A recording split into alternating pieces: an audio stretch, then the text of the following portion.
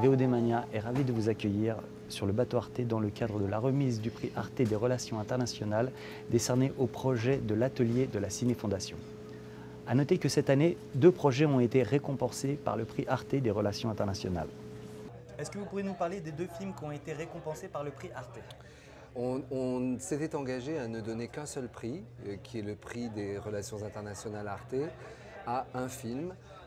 Et la qualité des projets était tellement bonne, ça avait déjà été le cas l'année dernière, que nous avons décidé de donner 2 prix. Mais contrairement à ce qui se fait partout ailleurs, où en général quand on donne 2 prix et quand on n'en a promis qu'un seul, on divise l'enveloppe en 2, nous l'avons multiplié. C'est donc 2 fois 6 000 € qui sont donnés à 2 réalisateurs. Le premier s'appelle Balint Kemires, c'est un jeune réalisateur hongrois qui a un projet qui s'appelle Hier et qui est coproduit par un producteur français, François Dartemar.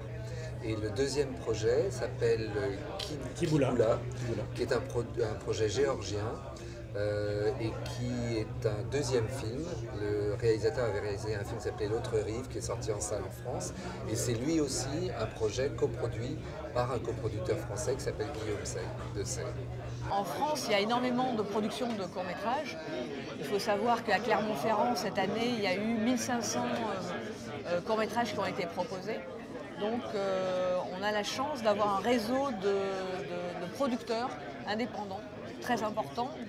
Et aussi maintenant avec les nouvelles technologies et la vidéo, beaucoup d'autoproduction, donc énormément de films qui sont produits en France. Et puis une chance en France d'avoir 4 chaînes de télé hertziennes, même si le hertzien aujourd'hui ne veut plus dire grand-chose, mais qui financent et diffusent du court-métrage. Il y a donc France 2, France 3, Canal et Arte, qui ont chacune une émission de court-métrage. Et pour ce qui nous concerne à Arte, l'émission s'appelle Court-Circuit, est diffusée tous les vendredis, 52 minutes avec des courts-métrages et des sujets. Et nous avons également une émission qui s'appelle Medium et qui est le rendez-vous des moyens-métrages. Et là, on diffuse donc des moyens-métrages entre 31 et 59 minutes du monde entier. Voilà, donc un panel, nous couvrons tout le panel de 1 minute à 59 minutes. Les critères de choix sont évidemment, ça ne vous étonnera pas, la qualité des projets. Et évidemment, dans cette configuration, le fait que l'atelier ait déjà présélectionné 15 projets internationaux nous rassure énormément quant à la faisabilité, la qualité des projets que nous avons à étudier. Au niveau de la ligne éditoriale, en fait, on n'a pas de ligne éditoriale sur la durée, comme je viens de le dire, puisqu'on couvre tout le spectre. On n'a pas de ligne éditoriale non plus au niveau des genres, à l'exception que dans Court-Circuit, on ne diffuse pas de court-métrage documentaire, puisqu'il y a une unité documentaire à Arte France et à Arte à part. Donc on diffuse de la fiction, de l'animation, un peu d'expérimental également dans Court-Circuit. Mais sinon, on est ouvert absolument à tous les sujets et tous les genres.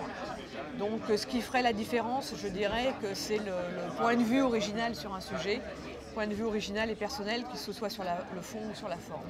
Ce que moi je peux rajouter éventuellement, c'est de dire que ce genre de prix-là existe ici à la Ciné Fondation, mais aussi dans 9 ou 10 autres endroits du monde.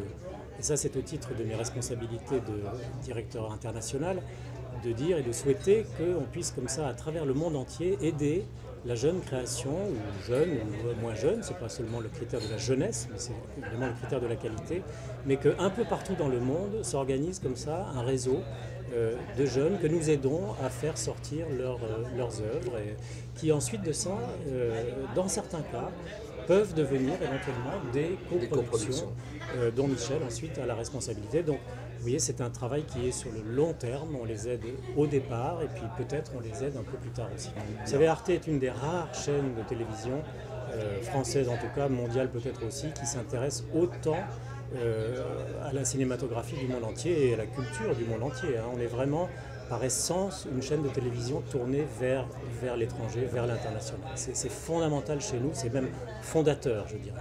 On parlait notamment par rapport au long métrage, au faux documentaire Hitler Hollywood, qui dénonce un peu peut-être cette tentative d'impérialisme un peu culturel américain. Donc vous vous inscrivez complètement contre finalement une monoculture